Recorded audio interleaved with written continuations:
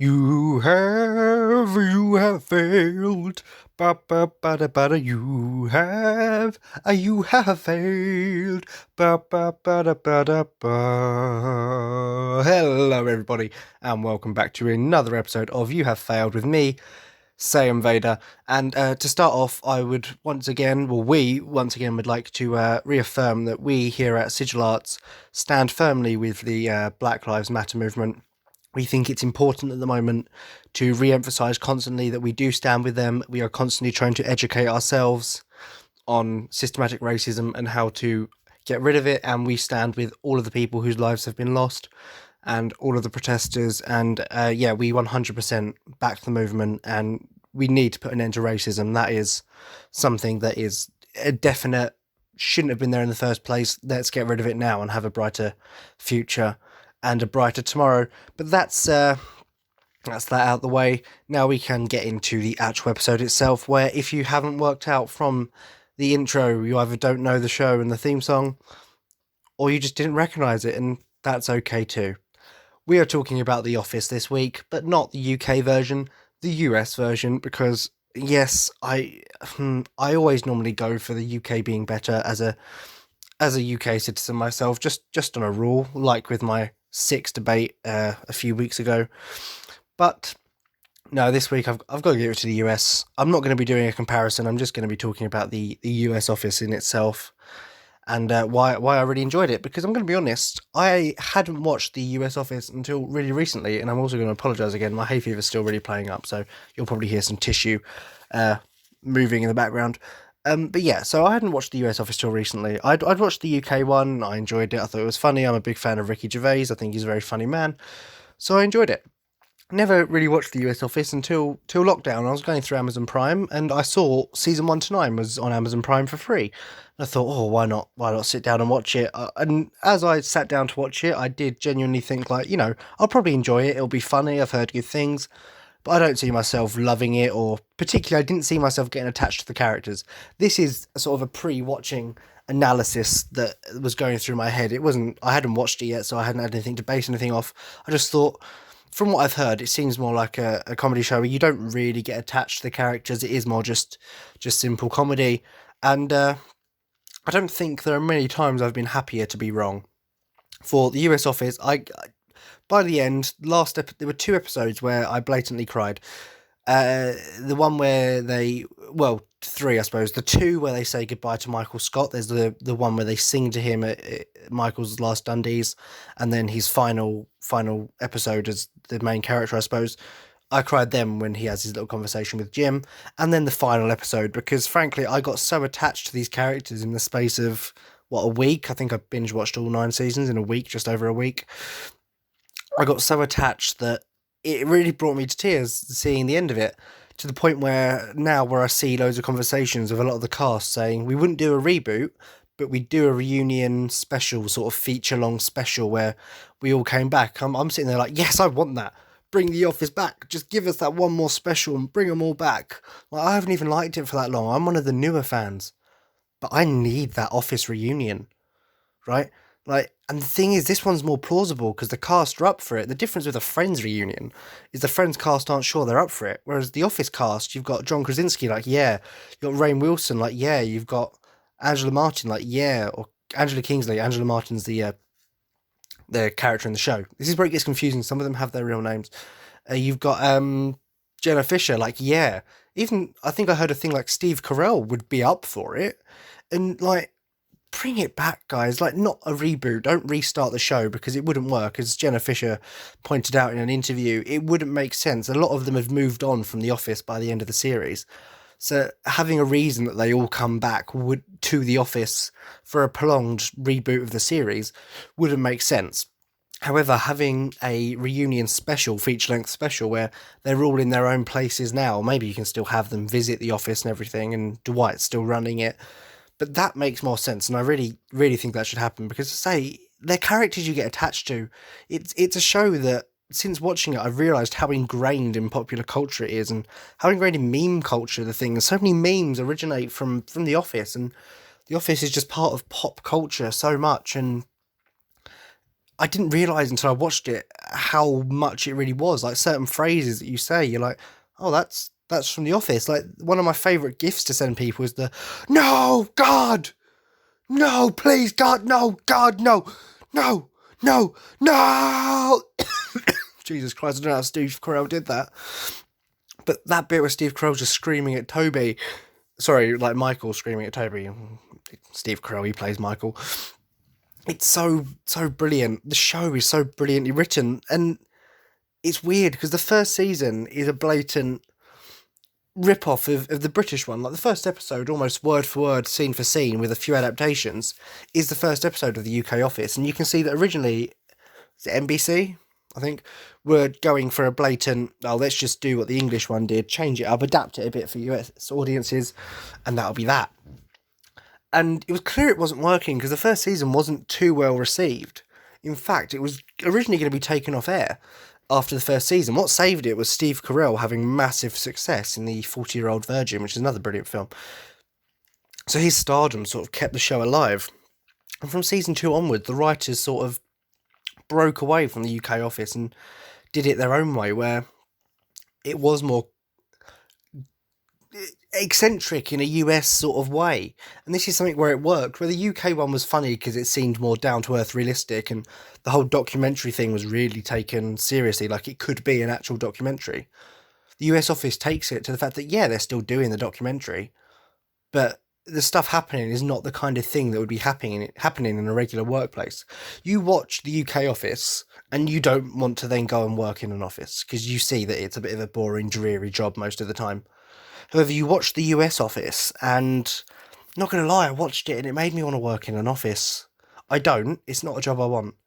But watching the US Office makes it seem so much better, so much more fun, to the point where you're like, oh, maybe working in an office isn't that bad, which I imagine it really is in real life. One of the biggest changes was to Steve Carell's Michael Scott. In season 1, he was very much a David Brent, sort of Ricky Gervais's character's rip-off. So he wasn't too likeable, because David Brent was never meant to be likeable.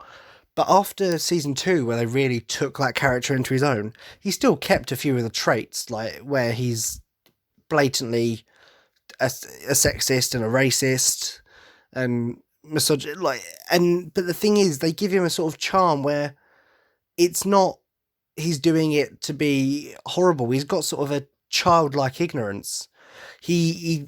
And they point out that he suffered a sort of trauma through a divorce, with his mum divorcing him his dad when he was younger, and then getting with a new guy, and that didn't sit well with him, and he was always lonely at school, so he tries to be funny to make friends, and the way he treats his workers like a family because of the dysfunctional family he had growing up, and the fact that he feels he will never get a real family, so everyone around him has to like him because of that. So you feel bad for him. Yes, some of the stuff he says is outrageous, but you feel bad for him because he is sort of this socially awkward, damaged person who's just got a childlike charm and innocence, to the point where you see the characters around him do, especially the likes of Pam and Jim and Dwight, mainly Pam and Jim, and I say especially Pam, they really care for him.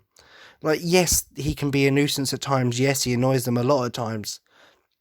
But at the same time, they do deeply care for him, to the point where when Michael's leaving and Jim catches on to the fact that Michael's actually leaving today and not tomorrow, like he told everyone else, and he has his sad little moment with him where he's like, oh, why don't we just have lunch tomorrow, and I can tell you tomorrow what a great boss you've been, the best boss I've ever had. And the two characters start crying, realising that they're not having this lunch because Michael's leaving tonight. But Pam's not at the office, she hasn't been all day, and Michael hasn't had his chance to say goodbye, and you can see he's upset about it. And Jim's like, oh, look, I've tried to call her and get her here, I couldn't get through to her. And then as he goes to the airport and he's taken off all the mic and stuff from the documentary, like, well, let me know when it airs, and you can't hear him anymore because he's not all mic'd up. And then you just see Pam come running through the airport to hug him, and she has to say his last goodbye, and she's like, no, he wasn't sad, he was happy to see Holly and start a new life and a new adventure. And it's clear that these people, they had a real bond, and that is very evident, and I like that about it. The fact that they build it up from what is essentially just a boring documentary to a proper sitcom where you care about the characters.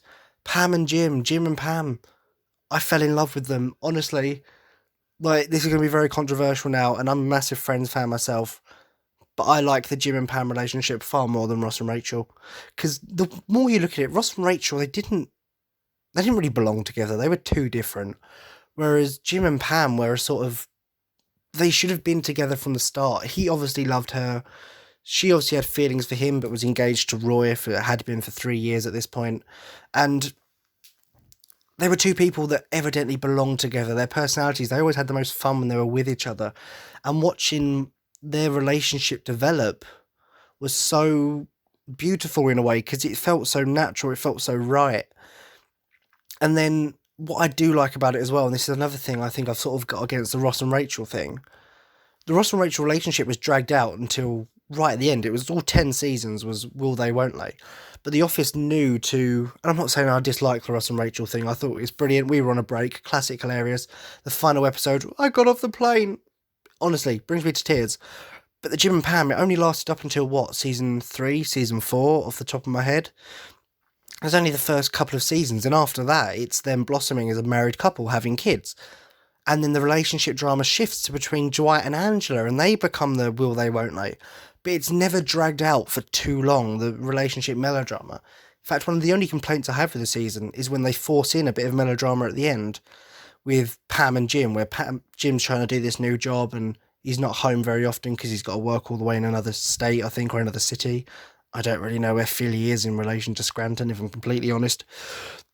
So, yeah, and I didn't really like that. Like, Jim and Pam had been the perfect couple the whole way through. Why are we now forced? Why are you trying to make us believe that they're going to somehow break up, or that they might break up? There is no way on earth that Jim and Pam were ever going to break up. They were meant to be together. So the fact that they sort of tried to force onto us this idea that, oh, Jim and Pam might be having it here, like, no, that's not. There's no way in hell that Jim and Pam are breaking up. There's not. They've got the kids, Cece and shit, Philip. Philip is the young one. Is the boy, Philip, I remember. So that was sort of one of our biggest complaints with the season, with season 9, was that, really, that's never going to happen. It's ridiculous. But other than that, most of the arcs are brilliant. Pam has one of the best character arcs from what is essentially a really submissive woman, sort of, you know, and it's played up by all like the jocks and guys in the show, the ideal woman. She doesn't really speak up for herself, she just sort of goes along with it, to by season 3 sort of demanding that, no, I want respect, I need respect, you know, like, don't treat me like this. And that's part of the reason she ends up, I suppose, breaking up with Roy, because he doesn't give her the respect she needs. Whereas Jim, she realizes by that point that he loves her and she wants that from him, and she becomes more assertive. She walks across the hot coals and stuff like that, and it's very sort of, yeah, she has a great arc. And even one episode that always stands out for me with Pam, and I don't know if it's just because it relates to the last episode, was where she had her art gallery and no one from the office came. Roy came with his brother just to try and impress her, which she sort of saw straight through. The only person who showed up was Michael. He'd literally raced all the way across the city from somewhere else just to come and see her art show. And in the end, like, she's been really disheartened by this point, because I don't know, Oscar did show up with his then boyfriend, and they sort of said how they thought the art was bad, and she overheard and felt guilty. Michael comes over, and all he's doing is praising her and saying how good it is. They then have a hug because he's just being so nice, and he actually ends up buying the drawing painting she's done of the office, which then ends up getting framed in the office because Michael bought it off her. And it's moments like that where you see Pam and Michael, they do care for each other an awful lot. And this is even paid off in the end when the cast are in the office for the final time before the final scene. Michael's not there, he's gone by this point. Pam takes the painting down and from the office, and she takes that with her because that was a symbol of, so she and Jim can remember the office and remember everything that it meant to them. And a secret behind the scenes fact that I learned from Jenna Fisher, she has the original painting, because Jenna Fisher obviously played Pam. She yeah, so when production was over, that's the one thing she wanted was the painting, and the production office said no, we're going to put it in the archives and probably keep it. It's a part of the set and everything. She was really disheartened, and but on I think like the last day, one of the production people came over and said, "Look, take this," and it was the painting. She went, well, "What is that?" He went, "Well, I made a copy," and she thought that he meant she had the copy. He went, "So I put the copy in the archive. That's the original. Take it." So Jenna Fisher does have in her house the original oil painting of The Office, which is quite cool. She's also got the engagement ring that was given to Pam by Jim that I think apparently cost like £5,000, and she still has that and wears it. Apparently, not as an engagement ring. Obviously, she's married, but she still owns and wears the ring that was given to her by Jim from time to time. She's really cool as well. I think they all took a little something. Like I read John Krasinski, who plays Jim, of course, that was his big break, and now he's a Hollywood superstar with things like A Quiet Place and Jack Ryan, which I've been really enjoying recently.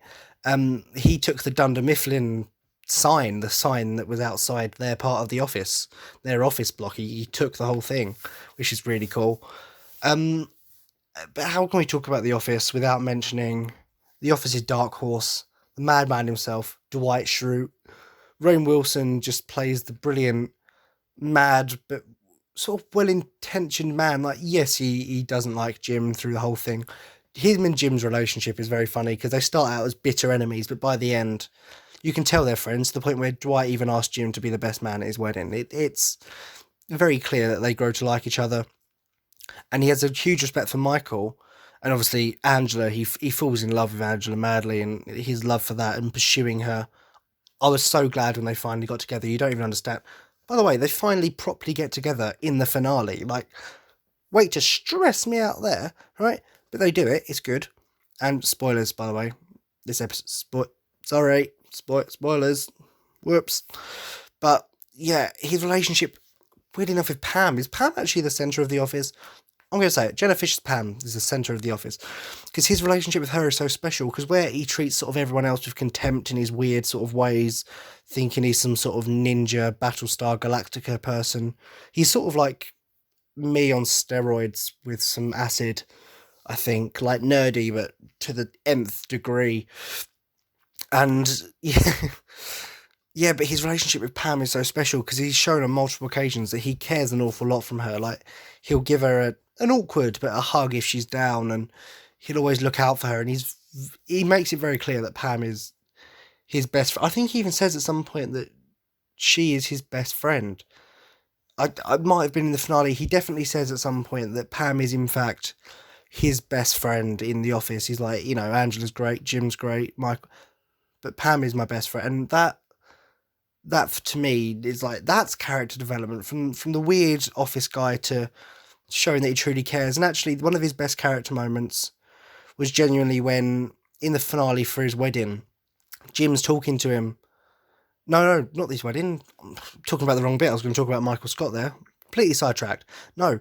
So right at the end, so as Jim and Pam sort of talk to Dwight saying they need to quit because they're going to move to Philly with Jim and his new business that he started, and Dwight starts yelling at them like, "No, get out! You're fired!" And they're like, "No, Dwight, please don't take this the wrong way." And Dwight's like, "No, just play along." And they're like, "What do you mean?" He went, "Well, if I fire you, I can give you the hefty severance pay packages that you've earned after over 10 years of being here." And the look on Jim and Pam's face, like, what? Wow, like he's just rather, they were willing to quit, but he wouldn't let them quit. He had to fire them so he could give them these hefty severance pay packages, and he sort of goes along the lines of, it's the least I could do. And that's character development from, as I say, the guy who was just the weird psychopath of The Office to admitting that he does love, and he said Pim and Jam, Jim and Pam. Jesus Christ, that was really hard for me to say. And is willing to set them up by firing them, which sounds really stupid. But it was a perfect ending. And in fact, the ending scene, because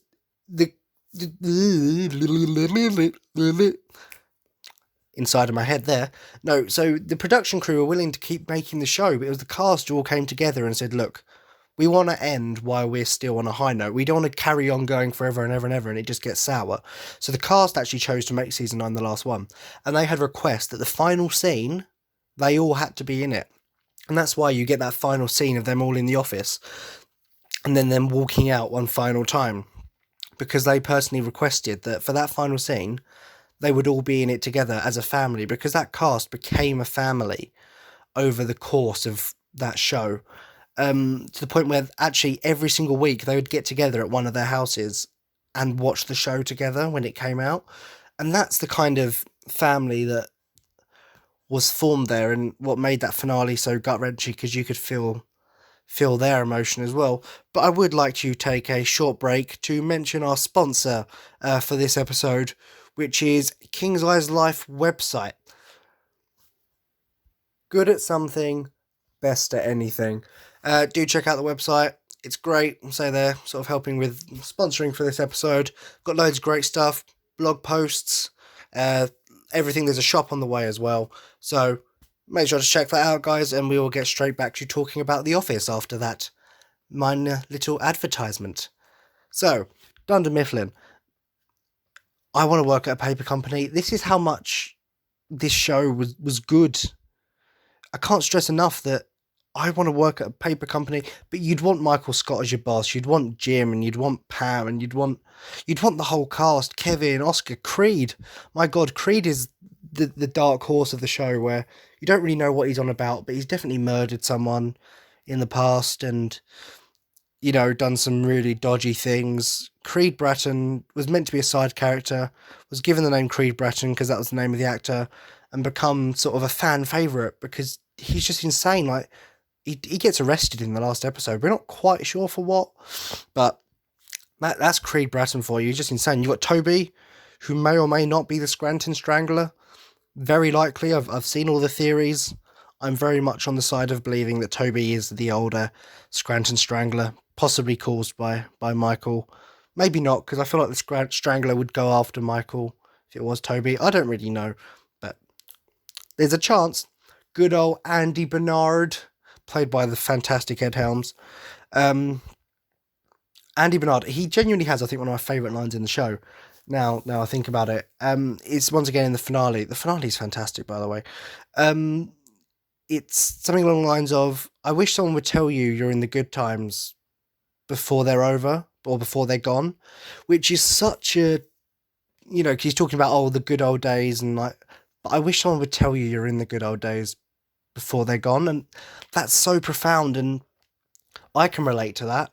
There are times when I look back and think, I wish I knew that these were going to be some of the best days of my life before they were over. Because there are certain times you're going through stuff and you don't really think much about it, but in reality you're having some of the best days of your life. And that is such a profound thing and such a lovely line for the end of the show.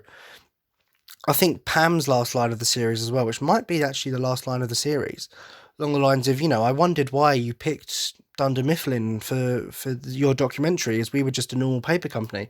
But I guess that's what everyone really wants, just a bit of normal. And that line, it's so sweet and nice, but then you also realise that this show has been anything but normal for the most part, and that's what I like about it, because yes, they still treat it like this is a normal working day, but you've got, I don't know, Dwight chasing a bat around the office in paintball gear. You've got Michael doing goddamn impressions that shouldn't be allowed.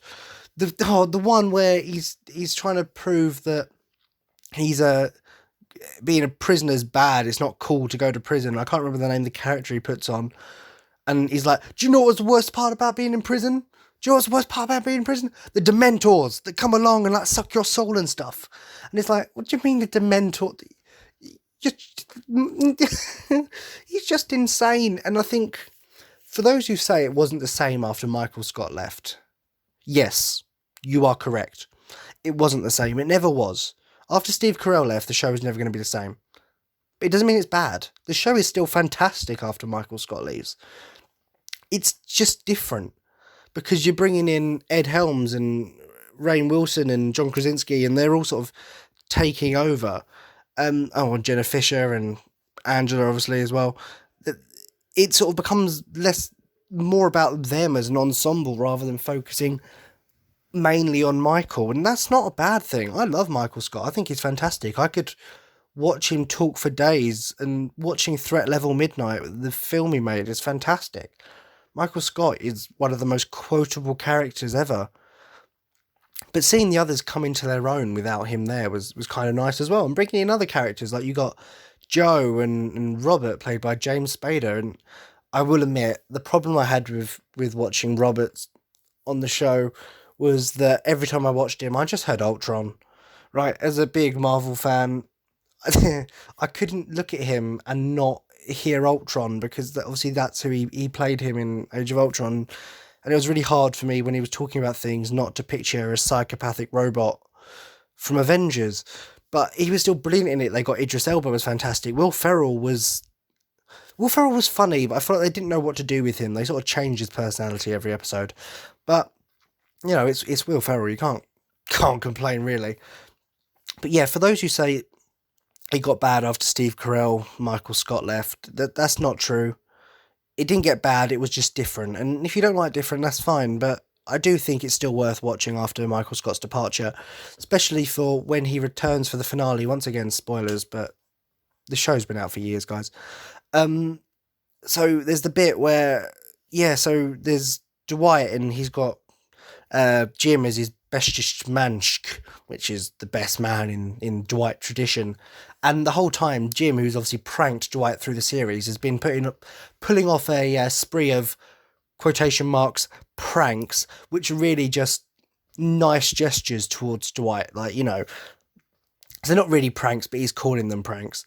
And when you get to just before the wedding, Jim's talking to him, and he's like, "Look, I just found out by Shroot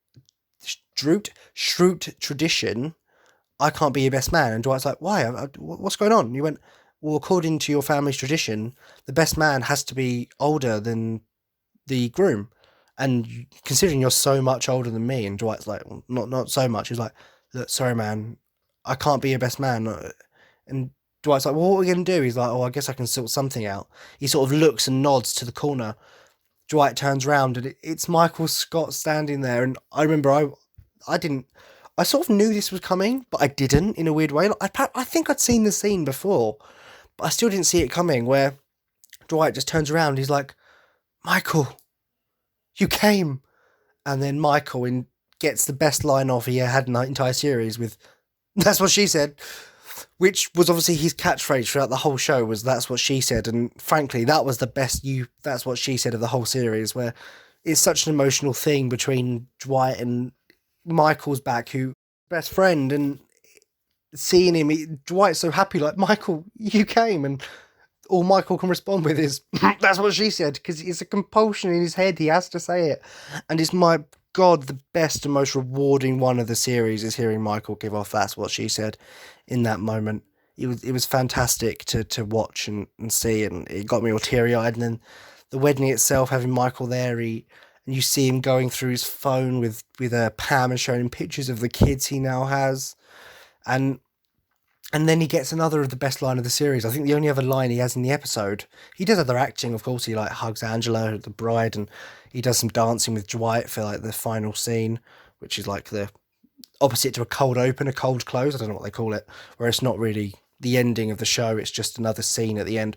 But where he looks over and he sees Pam and Jim and Dwight and Angela sitting there as the two married couples, and he's like, "I'm so happy.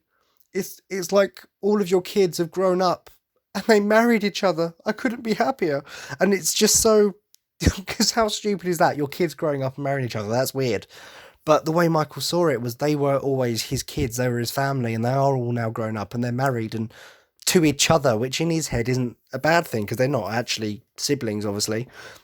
And it's just showing once again that he means well, and these people, even after all these years of being away, are still his family, and he's so happy for them, and he loves them dearly, and seeing them all grown up, quote unquote, and happy and married just makes him over the moon. And it's the character work. I can't stress enough how much the character work in this show makes it work. As I say, it was a show that I went into thinking I'd enjoy it, but it's not a show where you get attached to the characters. That was my thought. I thought, a bit like the English one, the only character you really care about by the end is David Brent. But even then, not really. I don't think you ever really get attached to the English ones. And I thought this was going to be something similar. Like, I'd enjoy it. You'd like the characters. You'd laugh. I thought it'd be funny. But I never thought I'd care about the characters.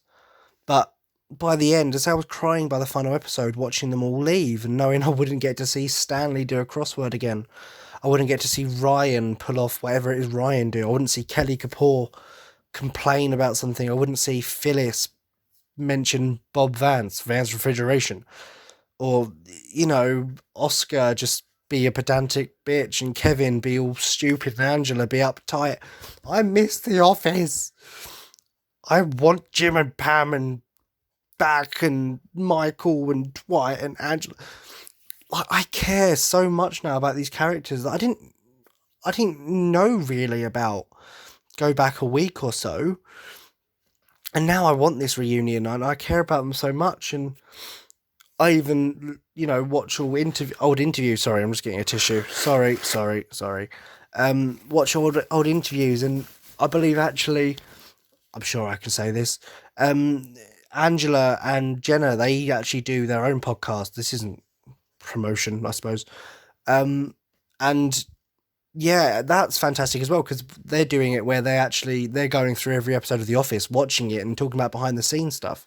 And I've been listening to that because it's fantastic to listen to, because you're hearing it from them. And say I'm not even a long time fan, but I'm that invested in it now that I care about the behind the scenes stuff. I care about their opinions on these episodes all these years later. The show's 15 years old this year. Even John Krasinski on his YouTube thing, Some Good News, he got Steve Carell on to talk about how it's been 15 years and, they all still miss it. They love the show. They might not watch it regularly anymore or at all, but they have such fond memories. I remember hearing John Krasinski, and this is a true story about him getting it. So he'd left to go and be an actor. His mum was fully supportive, but nothing had really worked out for him. And so he called his mum saying, look, mum, I'm going to give it all up. I'm going to come home. I'm going to get a normal job and, whatever. I think he studied English literature, so I think he was going to be a teacher or something. So he said, I'll just come back. I'll get a regular job, and that'll be that. And his mum said, look, this is your dream. This is what you want to do. Just wait till the end of the year. I think this was in the October. Just wait till the end of the year. If nothing happens, then you can come home. And she sort of talked him into just waiting till the end of the year. And 3 weeks later, he gets a call and he's going to be on The Office. And that role, let's be honest, changed his life. I mean, the man's now married to Emily Blunt, meaning he's one of the luckiest mans alive, right? So, and he's a fantastic actor, as I say. A Quiet Place, I haven't seen it because I don't like horrors. I'll put that out there. Boo me if you want. I've heard so many great things that I really want to watch Quiet Place, but I can't do horrors. They scare the shit out of me. So, yeah, I haven't seen that. But Jack Ryan, I've been watching that recently, the Amazon series. He's fantastic. John Krasinski is a fantastic actor. And honestly, I just think that if he quit acting there and then and didn't get that role on The Office, we wouldn't have that.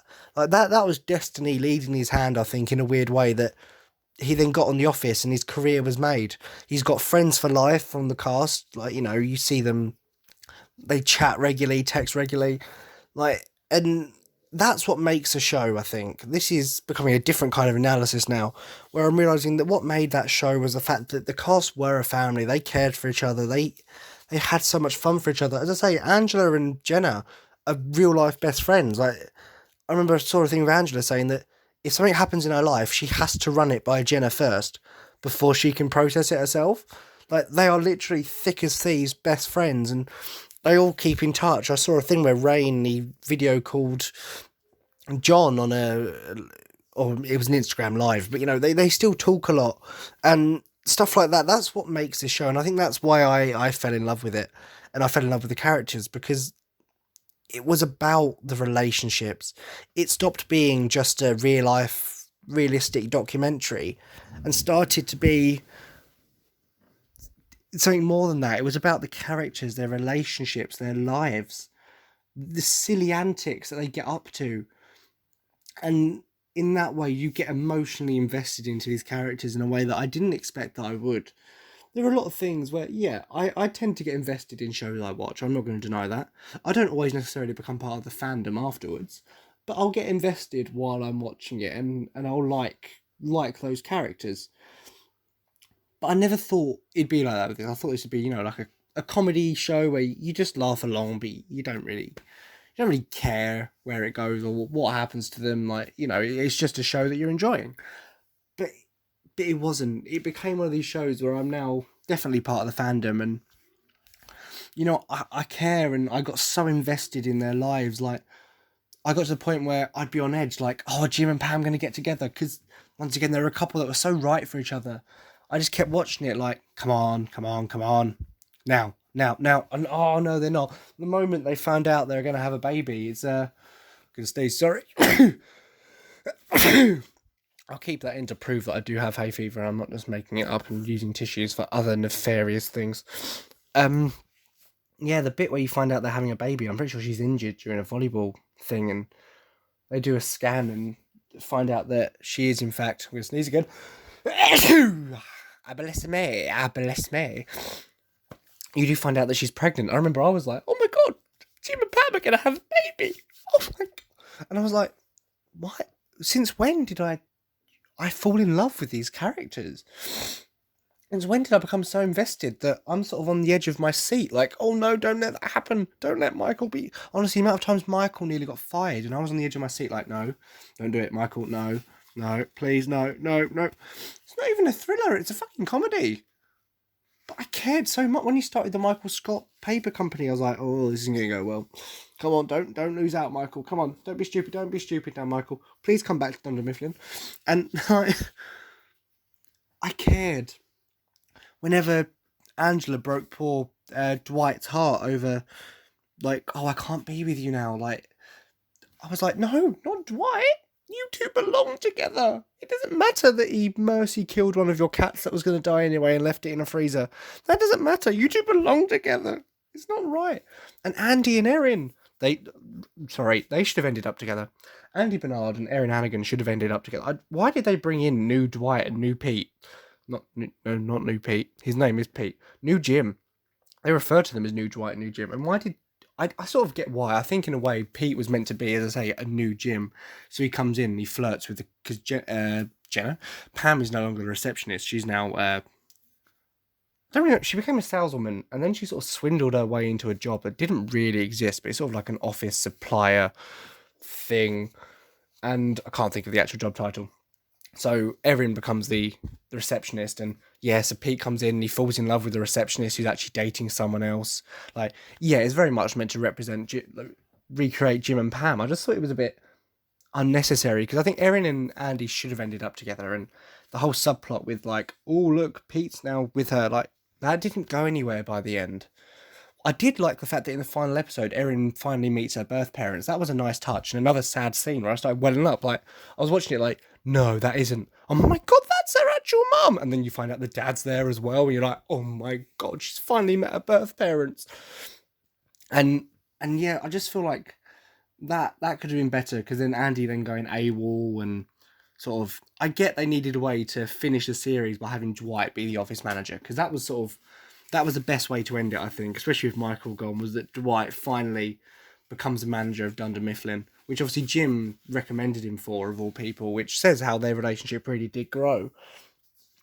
But I think the way they made Andy go AWOL with Erin leaving him and going off to be an actor and everything, I just thought it was maybe a bit silly and rushed and didn't make too much sense, but you can't blame them. They had to find a way to get Dwight a manager, and Andy had always wanted to be in the arts. I just don't think that him and Erin breaking up was the best idea for the show, if I'm being completely honest, but that's a nitpick on my end, because for the most part, it's a show well worth watching. 9 seasons of television that I did not regret binging during this quarantine. And yes, season 1's rough. I'm not going to deny it. And there are some other rough patches. As I say, the whole subplot in season 9 between Jim and Pam, where it's like, oh, will they, won't they? As if they're going to break. Please, it's Jim and Pam. It's not Ross and Rachel, it's Jim and Pam. They're not breaking up. But other than those sort of weird off bits, it's 9 seasons of television you can't afford to miss. And even in the bad episodes, there are fantastic quotes and moments where you're wetting yourself laughing. I can't recommend this show enough, and it's weird because most of the things I've been talking about in this series so far are things that I've loved or for a very long time. Whereas this is something that I've only really come to love in the last couple of weeks through binging it in quarantine. Yet that being said, I have genuinely come to love The Office and can't really express enough how much I have and how it's probably one of my, if not my favourite sitcom of all time at the moment. I have to sit down and reevaluate my sitcoms and what order they're going at the moment. But The Office is definitely near the top at the moment. And if you haven't watched it and you've got time in quarantine, it's on Amazon Prime. If not, I'm sure you can find it on the internet somewhere. Um, yeah, watch The Office, the US Office. It's fantastic. I love it, and for that reason, The Office, you haven't failed. I can't. You haven't. I love it. You haven't failed. I love you. No, God, please, no! Don't take it away from me. Bring it back. I need it. I need it. Literally, Andy Bernard's quote of like, "You don't know." Like, I wish someone told you you're in the good times before they were gone. I wish someone told me I was in the good times when I was watching The Office before it ended, and I'm sad knowing that it ended. But saying that, it hasn't completely ended because I can just go back and binge watch it again. I'm going to sign off now, guys. I'm about to go and binge watch 9 seasons of The Office, and I hope you end up binge watching it with me. I'll speak to you next week, guys. Thank you so much for listening. See you around.